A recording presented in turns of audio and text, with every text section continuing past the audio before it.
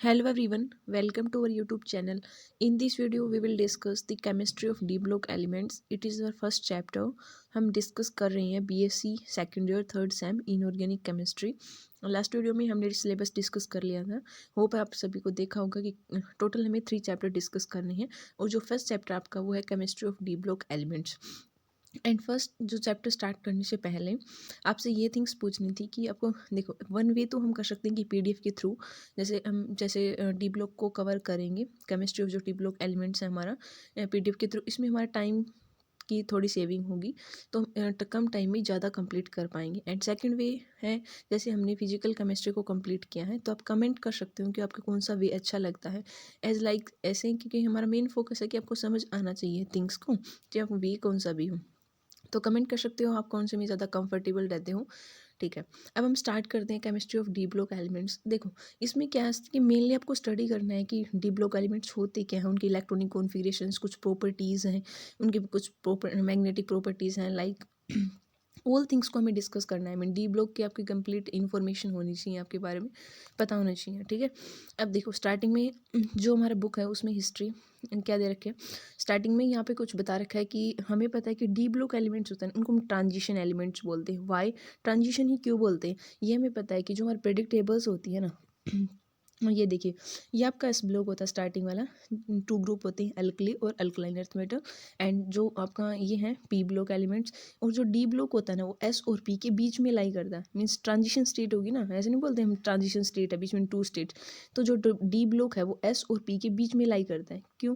क्योंकि जो D block होता है ना उसकी कुछ प्रॉपर्टी तो मैच करती हैं एस ब्लॉक से एंड कुछ प्रॉपर्टी उसकी पी ब्लॉक से, तो दोनों से मैच करते हैं। तो ये बीच में रखा गया है कौन, डी ब्लॉक एलिमेंट्स। तो इसको हम ट्रांजिशन एलिमेंट्स बोलते हैं, जिसकी प्रॉपर्टी लाई करती है between S block and P blocks, तो इसको हम बोल सकते हैं डी ब्लॉक एलिमेंट्स। ठीक है, अब देखिए यहाँ पे डेफिनेशंस पूछ सकते हैं आपके डी ब्लॉक एलिमेंट।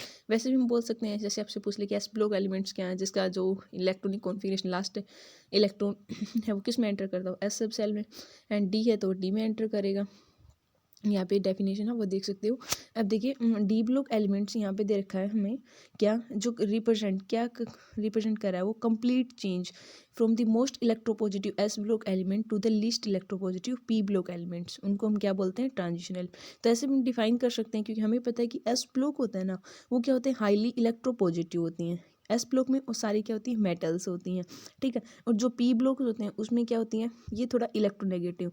तो इलेक्ट्रो पॉजिटिव से तो टू इलेक्ट्रो नेगेटिव के बीच में इसकी जो प्रॉपर्टीज़ लाई करते हैं उसको हम डी ब्लॉक एलिमेंट्स बोल सकते हैं। ठीक है अब देखिए हम definitions of D block elements, तो हम बोल सकते हैं कि डी ब्लॉक एलिमेंट्स कौन से हो जाएंगे, जो इनके जो एलिमेंट्स हो क्या होने चाहिए, पार्शली फिल्ड डी सब सेल हो, उसके जो भी एलिमेंट्री फॉर्म होती है उनके अंदर। एंड ये हमें पता है कि जो डी ब्लॉक के जो एलिमेंट्स होते हैं वो वेरिएबल ऑक्सीडेशन स्टेट दिखाते हैं। मीन्स वेरिएबल्स का मीन्स क्या है, जैसे आपका +2 3 4 5 6 mean different type of oxidation states show करते हैं। एंड मैग्नेटिक प्रॉपर्टीज़ भी शो करते हैं, ये आप देख सकते हो। नेक्स्ट हम देखने वाले हैं, हमें पता है कि जो डी ब्लॉक होता है उसमें 4 सीरीज होती हैं। फर्स्ट जो सीरीज़ होती है स्कैनेडियम टू जिंक, इसको हम 3D सीरीज़ बोलते हैं। ठीक है, एंड जो यूटेरियम से कैडमियम होती है जो 39 से 4D, इसको हम 4D सीरीज, 5D 6D ऐसे 4 सीरीज़ में डिवाइड कर रखा है। ऐसे बोल सकते हैं first transition series scandium to zinc, यहाँ पे देख सकते हो आप। सेकेंड ट्रांजिशन सीरीज़ कहाँ से है, यूटेरियम से cadmium. Third transition series lanthanum से हैफनियम। ठीक है, ये हमें पता है कि जो टोटल हमारा जो प्रेडिक्टेबल है उसमें 18 तो ग्रुप होते हैं और 7 क्या होते हैं, पीरियड। आपको ये तो पता है कि जो हॉरिजेंटल रोज होती हैं वो आपके क्या होते हैं, पीरियड, और जो वर्टिकल ये कॉलम्स हैं वो क्या होता है आपके ग्रुप। तो वर्टिकल कॉलम कितने हैं, 18, तो 18 तो ग्रुप होते हैं और 7 पीरियड होते हैं। टोटल जो हमारे प्रेडिक्टेबल उसमें 118 मीन्स 118 एलिमेंट्स हैं। ठीक है, डिस्कस हो चुके हैं। अब देखिए positions of D block elements के बारे में बता रखा है बुक्स में। ये हमने देख ली कि पोजीशंस कहाँ पे लाई करती हैं आपके प्रेडिक्टेबल्स में, ये आप बता सकते हो। ये कुछ जनरल फीचर्स दे रखे हैं इलेक्ट्रॉनिक कॉन्फ़िगरेशंस ऑफ एटम्स, वो आप सब देख सकते हो। इसमें कुछ इतना ज़्यादा नहीं दे रखा। ये दे रखा है आपका जैसे प्रिंसिपल क्वांटम नंबर और एटॉमिक नंबर के बीच का ग्राफ। जैसे डिफरेंट टाइप ऑफ सेल हैं, जैसे 1s है, 2s है, 2p। ये हमें पता है कि जो प्रिंसिपल क्वांटम नंबर होता है ना, क्वांटम नंबर की हमारे चैनल में सेपरेट से लेक्चर बना रखा है, वो आप देख सकते हो कि क्वांटम नंबर हमने होल डिस्कस कर चुके हैं कि प्रिंसिपल क्वांटम नंबर जैसे सेल के बारे में इंफॉर्मेशन देता है, मीन्स एनर्जी लेवल कैसा है आपका, और जो मैग्नेटिक होता है या जो ऑर्बिटल होता है, ऑल थिंग्स हम डिस्कस कर चुके हैं। देखिए अब principal quantum number means shell है आपकी, वो कौन सी सेल में लाई कर रहा है, के सेल है, एल एम एन। तो यहाँ पे देखो प्रिंसिपल क्वांटम नंबर और एटॉमिक नंबर के बीच का ग्राफ शो करका है, मीन्स 1s की एनर्जी कम, फिर 2s 2p 3s है, ये देख सकते हो। ये हमें एनर्जी का ग्राफ दे रखा है। यहाँ पे हमें पता है कि एनर्जी की वैल्यूज़ कितनी होती है टोटल, देखो -2π² m जेड यहाँ पे क्या होता है atomic number by n h², h यहाँ पे प्लैंक कांस्टेंट होता है। अब देखिए जो जेड होता है ना atomic number, if atomic number effective nuclear charge बोल सकते हो आप, जेड की वैल्यू इंक्रीज हो रही है ना एटॉमिक नंबर बढ़ने से, जो जेड की वैल्यू एटॉमिक नंबर बढ़ने से क्या होगी, इंक्रीज होगी, जो भी इफेक्टिव न्यूक्लियर चार्ज है वो इंक्रीज होगा ना, तो जो एनर्जी है ना इलेक्ट्रॉन की वो कम हो रही है। अब यहाँ पे देखो 1s से हम 6p तक जा रहे हैं, तो यहाँ पे क्या हो रही है आपके पास न्यूक्लियर चार्ज इंक्रीज हो रहा है, तो एनर्जी है उसका डिक्रीजमेंट। तो ये ग्राफ देख सकते हो आप कैसे डिक्रीज। एंड स्क्रीनिंग इफेक्ट दे रखा है यहाँ पे, ये हम आपको पता स्क्रीनिंग इफेक्ट और शील्डिंग इफेक्ट इनके लिए हम सेपरेट से वीडियो बनाएंगे कि कैसे क्या होता है। हमें पता है कि जो स्क्रीनिंग इफेक्ट होता है, शील्डिंग इफेक्ट, जैसे शील्ड करने होते हैं इलेक्ट्रॉन, हमें पता है कि न्यूक्लियस होता है, उसके सबसे पहले कौन सी सेल होती है, S, then P, then D, then F, ठीक है। तो एस का सबसे ज़्यादा होता है शील्डिंग, फिर पी, फिर then D and after F, ठीक है। ये ऑल थिंग्स दे रखी हैं, ये कुछ एक्सटेंट ऑफ पेनिट्रेशन दे रखा है SPDF का, ठीक है, वो आप देख सकते हो। एंड नेक्स्ट देखिए दोज एलिमेंट्स, ये तो वो इलेक्ट्रॉनिक कॉन्फ़िगरेशंस दे रखी हैं। होप है आपको इलेक्ट्रॉनिक कॉन्फ़िगरेशंस तो आते हो। इफ़ आपको कुछ प्रॉब्लम्स आती है इलेक्ट्रॉनिक कॉन्फ़िगरेशंस में तो आप कमेंट कर सकते हो कि मैं सेपरेट इलेक्ट्रॉनिक कॉन्फ़िगरेशंस पे वीडियो बना सकती हूँ, ओके। अब देखिए ये तो एनर्जी लेवल कुछ डायग्राम शो कर रखा है, जैसे एनर्जी 1s से हम 2s 2p 3s से जा रहे हैं, तो एनर्जी का इंक्रीज हो रहा है, ठीक है। ये हमारे प्रिंसिपल क्वांटम नंबर से, ये इलेक्ट्रॉनिक कॉन्फ़िगरेशन को हम कैसे फील करते हैं, पहले 1s में फील करते हैं, देन 2s 2p 3s ऐसे सोन, ठीक है। अब देखिए इलेक्ट्रॉनिक कॉन्फ़िगरेशंस क्या होती है, जर्नल इलेक्ट्रॉनिक कॉन्फ़िगरेशन 1 मार्क्स में पूछ ले आपसे कि जो डी ब्लॉक हैं ट्रांजिशन एलिमेंट्स हैं उनकी आप जर्नल इलेक्ट्रॉनिक कॉन्फ़िगरेशन बताएंगे, क्या होती है n-1 d 1 से 10 ns 1-2, ठीक है। देखो इनको हम बोलते हैं ट्रांजिशन, और जो इनर होता है ना वो n-2 वाले सेल में, उसको हम पेनी अल्टीमेट जो सेल में लाई करता है उसको हम इनर ट्रांजिशन, जब n-2 हो जाता है ब्लॉक एलिमेंट्स में आता है।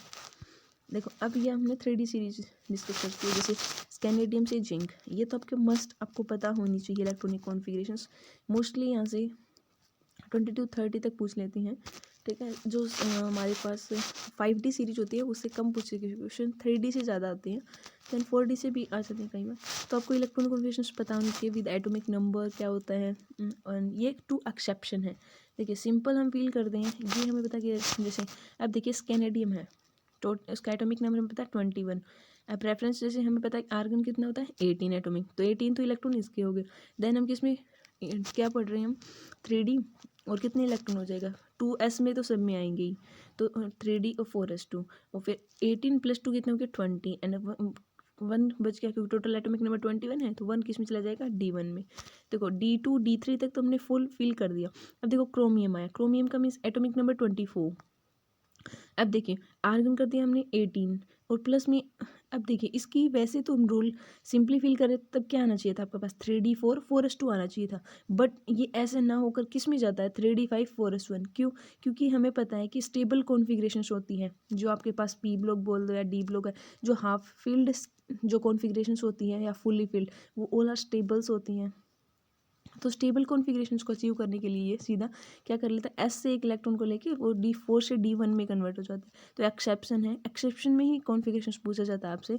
तो क्रोमियम और कॉपर इन दोनों में ऐसे ही होता है। कॉपर में भी देख सकते हो आप, जैसे 29 था तो रूल के देखो 28 तक किस में जा रही थी 3D 8 में, तो नेक्स्ट क्या आना चाहिए था 3D 9 4s2, बट ये 3D 9 ना होकर क्या हो जाता है 3D 10 4s1, due to stable configurations को अचीव करने के लिए, वो ज़्यादा स्टेबल्स होती है।